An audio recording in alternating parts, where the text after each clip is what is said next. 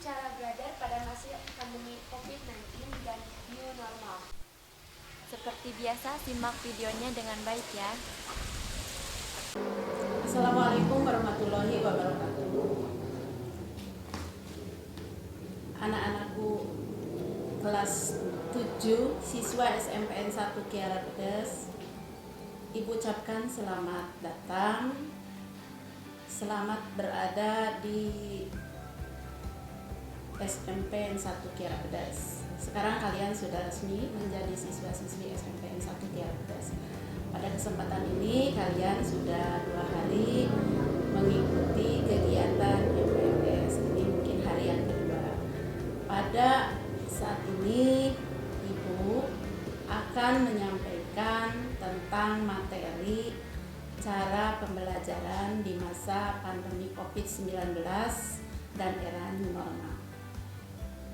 Seperti kalian sudah rasakan, bahkan mungkin hari ini juga salah satu penerapannya, kenapa kegiatan MPLS ini dilaksanakan tidak secara tatap muka atau langsung.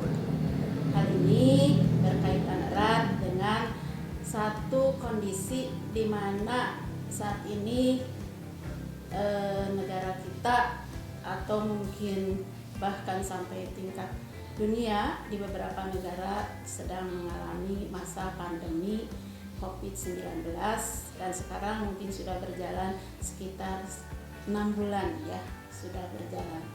Nah, dengan adanya wabah tersebut cukup banyak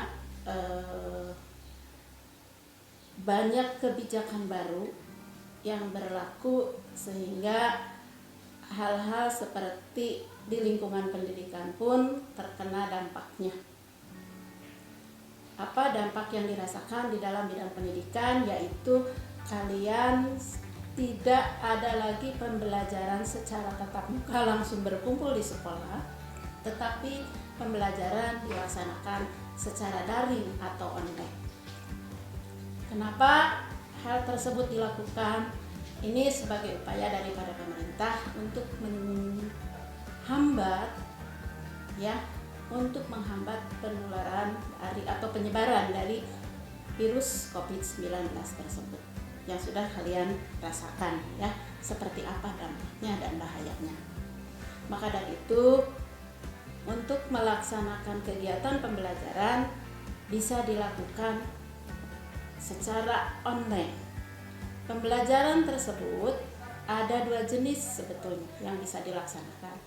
Yang pertama, pembelajaran bisa dilaksanakan secara daring atau online. Apa itu daring? Daring adalah dalam jaringan.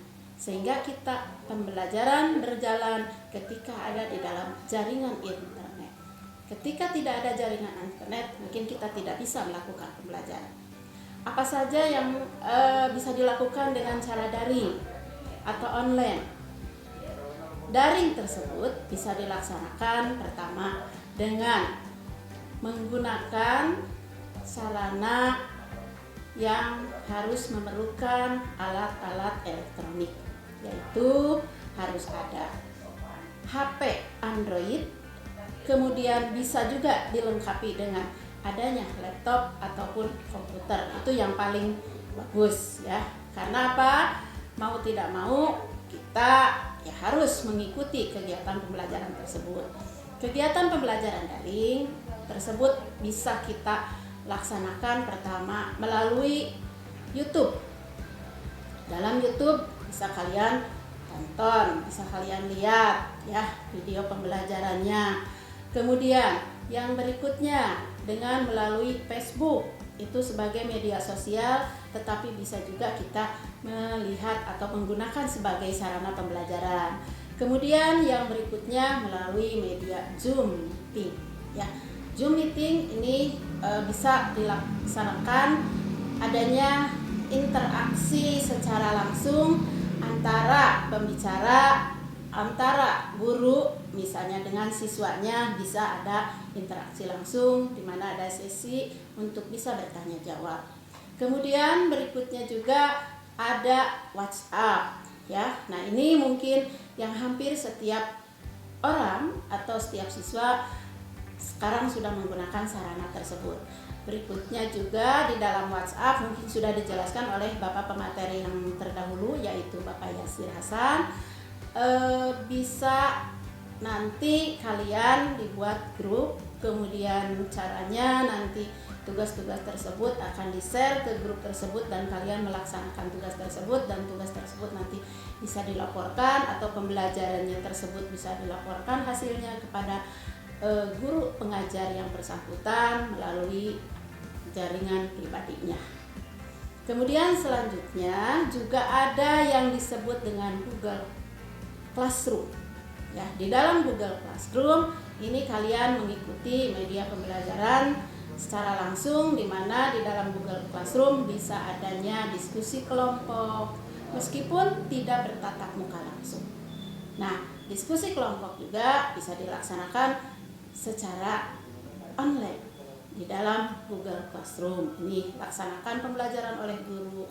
Selanjutnya nanti akan ada ulangan-ulangan atau tes juga bisa dilakukan melalui media Google Classroom. Nah, selain daripada itu masih adakah? Masih banyak ya. Dengan beriringnya kemajuan teknologi saat ini cukup banyak media yang bisa dilakukan untuk kegiatan pembelajaran. Bahkan ada beberapa aplikasi yang mungkin bisa kalian ikuti, diantaranya adanya Ruang Guru. Selanjutnya, selain daripada pembelajaran secara daring, karena pasti kalau daring kaitannya harus siswa tersebut atau kalian tersebut memiliki sarana HP yang berbasis Android. Apakah semuanya memiliki? Ada fasilitas juga untuk menjembatani agar semua siswa mendapatkan pembelajaran, yaitu dengan secara luring. Apa itu luring? Luring atau istilah lainnya offline. Ini bisa dilakukan juga secara tatap muka, bisa difasilitasi dengan cara mungkin guru akan mengadakan home visit atau kunjungan ke rumah siswa, atau juga pembelajaran menggunakan kelompok kecil ya. Ada ditentukan di koordinat-koordinat tertentu atau tempat-tempat tertentu untuk pelaksanaan pembelajaran. Tidak perlu khawatir, pasti akan dilaksanakan atau difasilitasi. Selanjutnya, apakah pembelajaran dengan secara daring itu bisa efektif atau tidak? Berbeda dengan ketika kalian tatap muka. Sebetulnya pasti akan ada kelebihan dan kekurangannya ya. Nah, selain dari yang Ibu jelaskan tadi, pemerintah pun juga memberikan pelayanan secara gratis, memikirkan secara gratis pelayanan tersebut, yaitu kalian bisa juga tanpa harus memiliki kuota, hanya bisa nonton dengan adanya program di TPRI, yaitu program BDR, belajar di rumah. Bisa kalian tonton di dalam acara tersebut. Setiap mata pelajaran akan ditampilkan dengan cukup singkat waktunya, yang memang tontonannya mungkin hanya sekitar 30 menit.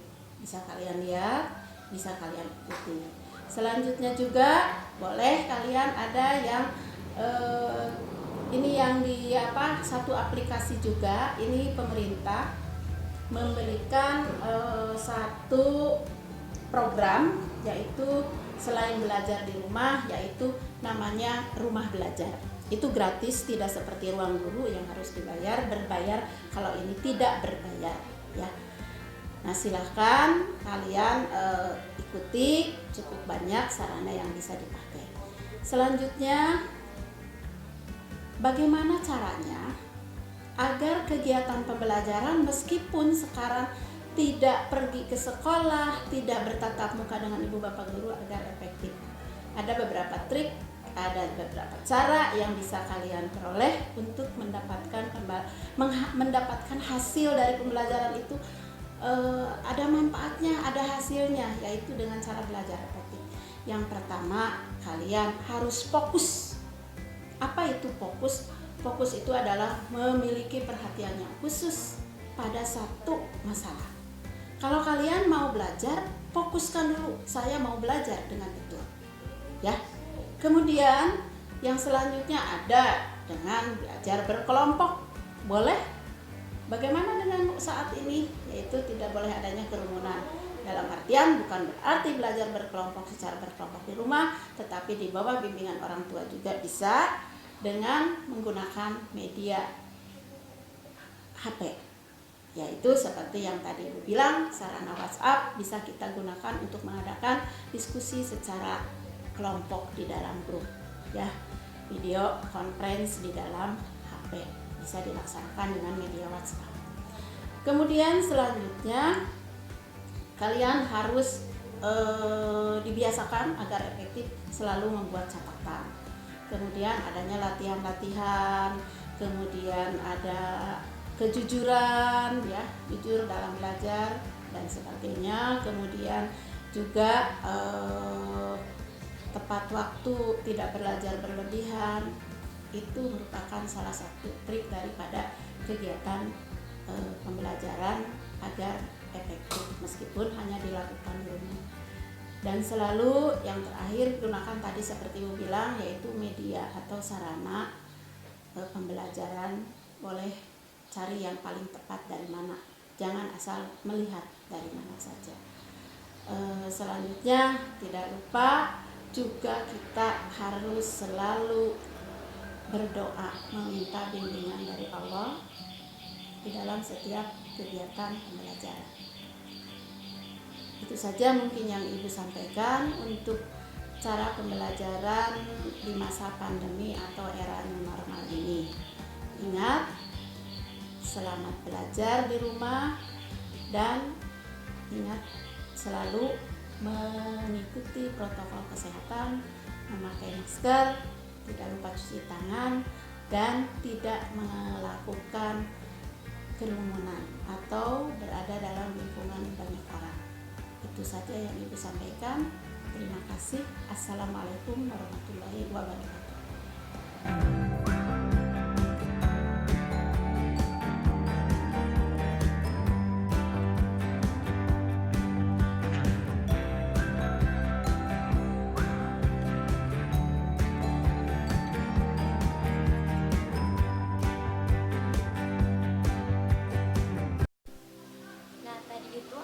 Pemaparan materi dari Ibu Hen-Hen.